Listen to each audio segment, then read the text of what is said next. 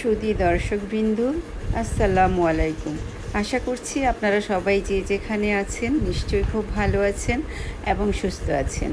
আলহামদুলিল্লাহ, আমিও আপনাদের দোয়ায় বেশ ভালো আছি এবং সুস্থ আছি। আমার চ্যানেলে আপনাদের সবাইকে জানাচ্ছি স্বাগতম। বরাবরের মতো আজও আমি আপনাদের জন্য খুবই মজার একটি রেসিপি নিয়ে হাজির হয়েছি। আজ আমি আপনাদেরকে তৈরি করে দেখাবো ছানার কাঁচাগোল্লা মিষ্টি রেসিপি। আর এটা তৈরি করা খুবই সহজ। আপনারা বাসায় মিষ্টি খেতে মন চাইলে আর যদি দুধ থাকে তাহলে ছানা করে আপনারা এইভাবে কাঁচাগোল্লা মিষ্টিটা তৈরি করে খেতে পারেন, অথবা যদি দুধ আপনারা জাল দিতে গিয়ে ছানা হয়ে যায় তাহলে সেই ছানাটা দিয়েও কিন্তু আপনারা এই কাঁচাগোল্লা মিষ্টিটা তৈরি করে খেতে পারবেন। একদম দোকানের সাথে খেতে ভীষণ ভালো লাগে। এই যে দেখুন, দেখতে কত সুন্দর হয়েছে। আপনারা চাইলেই কিন্তু এই মিষ্টিটা তৈরি করে খেতে পারেন। তাহলে চলুন বন্ধুরা, আর দেরি নয়, এবার আমরা মূল রেসিপিতে চলে যাচ্ছি। আর এই মিষ্টিটি তৈরি করতে আমাদের লাগবে ছানা, তারপর লাগবে কনডেন্স মিল্ক, আর সামান্য চিনি, আর অল্প একটু গুঁড়া দুধ। আর ছানাটা কীভাবে তৈরি করতে হয় সেটা তো আমরা কম বেশি সবাই জানি, তো এটা আর আমি দেখালাম না। তো আমি এখানে 1 লিটার দুধের ছানা নিয়েছি। এই যে দেখুন, ছানাটাকে একদম পানিটা জড়িয়ে নিয়েছি। তারপর এখন এই ছানাটাকে ভালোভাবে হাতের সাহায্যে মেখে নিতে হবে। এটা খেয়াল রাখতে হবে যেন ছানার মধ্যে কোনো পানি না থাকে। খুবই ভালোভাবে ছানাটাকে পানিটা ঝরিয়ে নিতে হবে। তো এবার ছানাটাকে খুব মিহি করে ভালোভাবে এইভাবে মেখে নিতে হবে। তো দেখুন, আমি এটা ভালোভাবে মেখে নিচ্ছি। তো এটা মাখা হয়ে গেলে আমি এটাকে দুটো ভাগে ভাগ করে নিব। তো আমার এটা কিন্তু অলমোস্ট মাখা হয়ে গিয়েছে। তো এই পর্যায়ে আমি দুটো ভাগ করে নিচ্ছি। দুটো ভাগ করে নেওয়ার পর আমি 1 ভাগের মধ্যে 1 টেবিল স্পুন চিনি দিয়ে দিচ্ছি। আপনারা যারা মিষ্টি কম পছন্দ করেন তারা চিনিটা স্কিপ করতে পারেন। তো চিনিটা দিলে হয় কি, একটু মিষ্টিটা ভালো লাগে। আমি তো এখানে কনডেন্স মিল্ক দিব, তো আমি অল্প করে এখানে 1 টেবিল স্পুন চিনি দিলাম।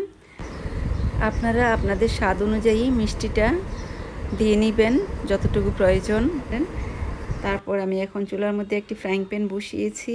আর এই ফ্রাইং প্যানের মধ্যে আমি দিয়ে দিব এখন চিনি দিয়ে যে অংশটাকে মেখেছিলাম সেই মাখানো অংশটা আমি এখানে দিয়ে দিলাম চুলার মধ্যে। আর বাকি যে আরেকটা অংশ, সেই অংশটা আমি প্লেটেই রেখে দিব। এই যে রেখে দিলাম। তো এখন আমি এটাকে চুলাটা একদম অল্প আঁচে রেখেছি, বেশি আঁচ বাড়িয়ে দেওয়া যাবে না, তাহলে কিন্তু ছানাটা রাবারের মতো হয়ে যাবে। তাই একদম অল্প আঁচে ছানাটাকে এভাবে ফ্রাইং প্যানের মধ্যে একদম ভালোভাবে এভাবে করে নিতে হবে। তারপর দিয়ে দিতে হবে এখানে কনডেন্স মিল্ক। আমি এখানে প্রায় 1/4 কাপের মতো কনডেন্স মিল্ক দিয়েছি। এই যে দেখুন, কনডেন্স মিল্কটা দেওয়ার পর এটাকে অল্প আঁচে একদম নাড়াচাড়া করে এটাকে মিশিয়ে দিতে হবে। আর এটাকে নাড়াচাড়ার মধ্যেই রাখতে হবে, নাড়াচাড়া বন্ধ করা যাবে না। তো এটাকে এইভাবে নাড়তে নাড়তে একদম একটা পর্যায়ে এসে এটা যখন একদম আঠালো হয়ে যাবে আর প্যানের গা ছেড়ে আসবে, তখন আমি দেখাবো আপনাদেরকে কি করতে হবে। আর আমার চ্যানেলটা যারা ইতিমধ্যে সাবস্ক্রাইব করে নিয়েছেন তাদের সবাইকে জানাচ্ছি অসংখ্য ধন্যবাদ। আর আমার চ্যানেলে যারা নতুন তাদেরকে অনুরোধ করব, আপনারা আমার চ্যানেলে গিয়ে নিচে লাল সাবস্ক্রাইব লেখাটি ক্লিক করে দিবেন আর পাশে থাকা ঘন্টাটি ক্লিক করে দিবেন। তাহলে আমি যখন সুন্দর সুন্দর নতুন নতুন রেসিপি আপলোড দিব তখন সবার আগে আপনারা আমার রেসিপিটি দেখতে পারবেন। আর এমনই সব মজার মজার রেসিপিতে ভরপুর আমার চ্যানেল। এই যে দেখুন বন্ধুরা, আমার এটা কিন্তু আঠালো হয়ে গিয়েছে। আমি এমন যখন হাতে নিয়ে দেখবেন এভাবে গোল করা যায় তখনই এটাকে নামিয়ে নেবেন। তো আমার এটা একটু নরম আছে, আর একটু শক্ত করে নিব আমি, যাতে করে একদম মিষ্টির মতো করে তৈরি করা যায়। তো আমার এটা মোটামুটি হয়ে গিয়েছে। আমি এখন এটা চুলাটা বন্ধ করে দিব। আমি চুলা থেকে এটা নামিয়ে নিচ্ছি। নামিয়ে এবার প্লেটের মধ্যে নিয়ে নিচ্ছি। নিয়ে তারপর এটাকে স্প্যাচুলার মাধ্যমে একটু ছড়িয়ে দিচ্ছি যাতে করে একটু ঠান্ডা হয়। এমন ঠান্ডা হতে হবে যাতে করে এটা আমি হাতে ধরতে পারি, এর চেয়ে বেশি ঠান্ডা করার দরকার নেই।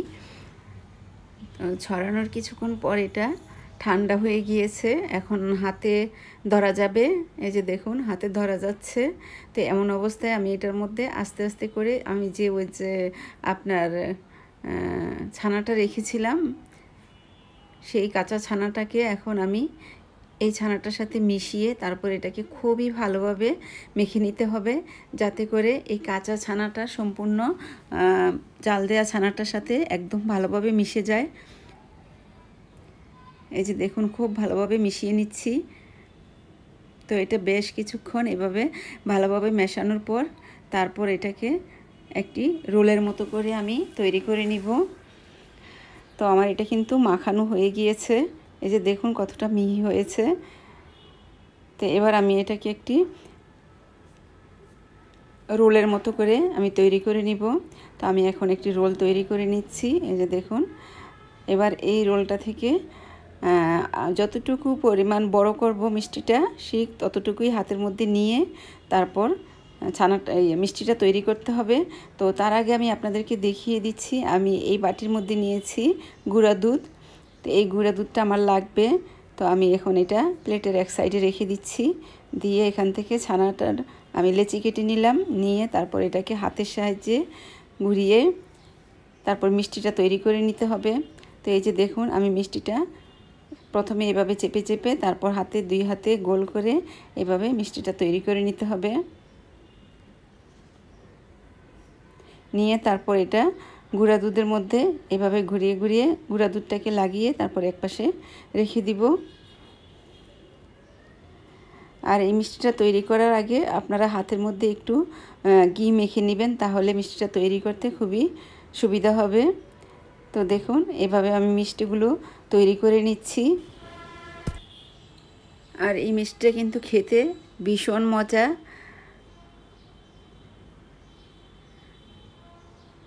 তো বানাতেও কিন্তু ভীষণ ভালো লাগে। আর বাসায় তৈরি করা মিষ্টি আসলেই খেতে অন্যরকম টেস্টি। তো আপনারা চাইলেই কিন্তু অনায়াসে এই মিষ্টিটা তৈরি করে বাসার পরিবারের সবাইকে খাওয়াতে পারেন, বা অতিথি আপ্যায়নও কিন্তু আপনারা এই মিষ্টিটি পরিবেশন করতে পারেন। আর এই মিষ্টিটা খেলে কেউ বুঝতেই পারবে না যে এই মিষ্টিটা আপনি বাসায় তৈরি করেছেন। এটা এতটাই মজা। তো এতক্ষণ কষ্ট করে আমার সাথে থাকার জন্য, আমার রেসিপিটি দেখার জন্য আপনাদের সবাইকে জানাচ্ছি অসংখ্য ধন্যবাদ। আশা করছি আমার রেসিপিটি আপনাদের কাছে ভালো লেগেছে। আর যদি ভালো লেগে থাকে লাইক, কমেন্ট এবং শেয়ার করতে ভুলবেন না।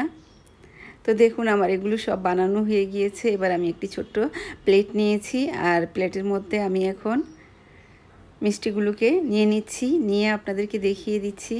দেখুন মিষ্টিগুলো দেখতে কি ভালো লাগছে, আর এটা খেতে তো ভীষণ মজা।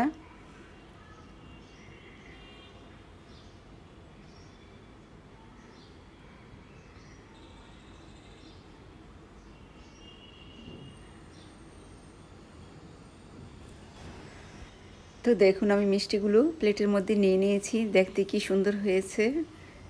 এটা দেখতে যেমন সুন্দর, এটা খেতে আরও বেশি মজা।